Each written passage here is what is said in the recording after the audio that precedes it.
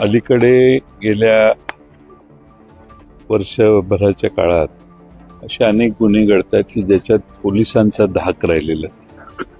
ही अतिशय गंभीर घटना आहे. पुण्यात झालेली घटना ताबडतोबीने सरकारने काहीतरी व्यवस्था अशी केली पाहिजे. बलात्कारांचं प्रमाण वाढतंय. बलात्कार करून त्या महिलांच्यावर त्यांचे खून होणे, त्यांना मारून टाकणे, लहान बालकांच्या बाबतीतही बऱ्याच ठिकाणी असं होतंय. त्यामुळे कायदा व सुव्यवस्थेच्या बद्दल फार मोठं प्रश्नचिन्ह तयार व्हायला लागले. पोलिसांचा समाजात धाक राहिला नाही हे तेवढंच आता खरं. पण बसमध्ये जी बस स्थानकात उभी आहे अशा ठिकाणी सार्वजनिक ठिकाणी आणि सार्वजनिक वाहतूक व्यवस्था जिला म्हणतो आपण, त्याच्यामध्ये जर अशा पद्धतीने अत्याचार होत असेल, तेच बोललो ना, हे प्रकरण हे पोलिसांचा धाकच राहिलेला नाही. आणि बस डेपोमध्ये किंवा बसमध्ये असे प्रकार घडणं हे फार गंभीर आहे आणि सरकारने याची दखल घेऊन काहीतरी ठाम उपाययोजना केल्या पाहिजेत. सर, ते राजकीय प्रश्न आहे. आपल्या पक्षातील 3 आमदार राष्ट्रपती अजित पवार चर्चा सुरू आहे. कसं अहो, तुम्ही कोणाला कुठल्या पक्षात पाठवता? तुम्ही मीडियाच बातम्या तयार करता. कोण कशाला कुठं जाईल? तुम्ही आता 3 आमदार कोण आहेत? नावं त्यांचे आहेत. राहुल मोदी असतील, राहुल जगताप, विजय शेखर. हे आमदार नाहीत, हे माजी आमदार आहेत. मग ते काही कामानिमित्त भेटले असतील त्यांना. हे तिघही आमचे पक्षाच्या वतीनं उमेदवार म्हणून निवडणुका लढवलेले आहेत. पराभूत झाले, पण पवार साहेबांच्या बरोबर निष्ठेने कट्टर म्हणून ते काम करतात. सर, परंतु आपल्या नावाची कुठेतरी चर्चा आहे. संजय शिरसाट देखील असं म्हणाले की जयंत पाटील पक्षात राहणार नाहीत, हे माझं भाकीत आहे. आपल्या बाबाची भविष्यवाणी खरी ठरली. मग त्यांनाच विचारा ना, मला काय विचारलं? तुमच्याबद्दल कोणी काही बोललं तर तुम्ही त्याला जाऊन विचाराल का मला विचाराल? माझा हा प्रकार जो चाललाय सध्या मीडियामध्ये की हा इकडे जाणार तो तिकडे जाणार म्हणून तुम्हीच बातम्या तयार करता, तुम्हीच दिवसभर त्या बातम्या चालवता. कुठली बातमी नाही मिळाली किंवा एखादी महत्वाची बातमी किल करायची असेल तर असे प्रकार वारंवार घडत आहेत, असं माझा आतापर्यंतचा अनुभव आहे. त्याचं कारण असं आहे देशराज्यात की आपल्या सेवेमध्ये काही 2 ते 3 प्रशासकीय अधिकारी सरकारने दिलेले आहेत असं समजतं. नेमकं काय प्रकार? माझ्या सेवेत नाही कोणी दिलं. गौरव भोसले आणि संजय पाटील नावाचे 2 विशेष ते सचिव माझ्याकडे काम नाही करत. आपल्यावर लक्ष ठेवण्यासाठी हे काही माझ्यावर लक्ष ठेवेल तर माझी काही तक्रार नाही. मी काय मोठे उद्योग करत नाही, त्यामुळे काही प्रॉब्लेम नाही मला. साहेब, MMRDA मध्ये लाचखोरी झाल्याचा एक प्रकार समोर आला आहे.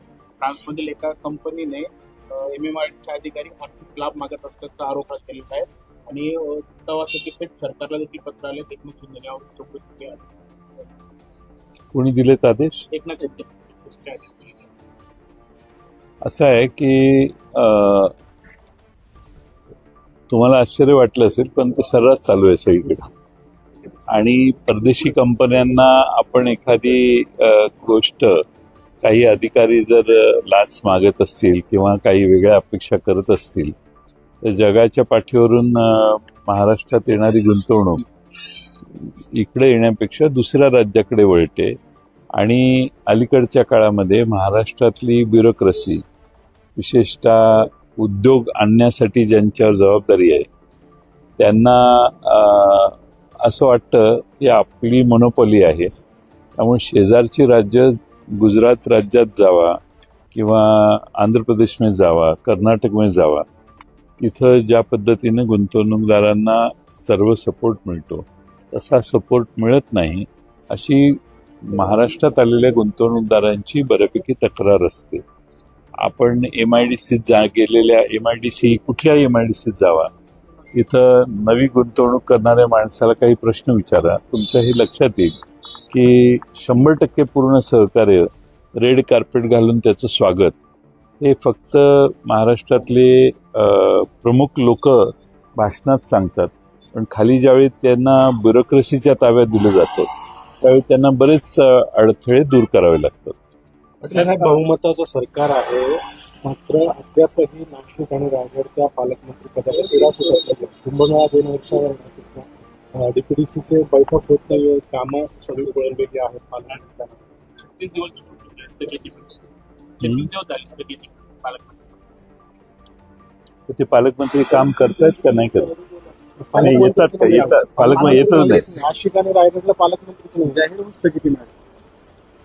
आमच्या पक्षाच्या काही कार्यकर्त्यांनी मगाशी मला सकाळी सांगितलं की सरकारचं रायगड आणि नाशिक या दोन्ही जिल्ह्याकडे किती दुर्लक्ष झालं आणि दुर्लक्ष करून पालकमंत्रीच या जिल्ह्यांना देण्यासाठी सरकारने अजून तत्परता दाखवली नाही. आता ज्यावेळी किमान 26 जानेवारीला पालकमंत्री येतात, आता 15 ऑगस्ट पर्यंत तरी किमान पालकमंत्र्यांची नेमणूक होईल अशी अपेक्षा करूया. साहेब माणिकराव कोकाटे सध्या अडचणीत आहेत. तसं बघतायत की आता 2 वर्षांची शिक्षा लागली त्यांना. 1 तारखेला त्यावर अंतिम निकाल नाशिकचं जिल्हा सत्र न्यायालयात देणार आहे. वकिलांनी स्थगिती मागितली मात्र स्थगिती दिलेली नाही. निर्णय राखून ठेवला 1 तारखेला. नाही, आता कोर्टाने निर्णय दिलेला आहे, पण अलीकडच्या काळात कोणाचा गुन्हा मान्य करायचा नाही, कोणाच्याकडून झालेली चूक मान्य करायची नाही आणि त्याकडे पूर्णपणाने दुर्लक्ष करायचा, अशी सरकार चालवताना अनेकांची भूमिका आम्हाला दिसते सरकारमधल्या. आता कोर्टानेच निर्णय दिलेला आहे, त्यामुळं आता बघू पुढं काय होतं.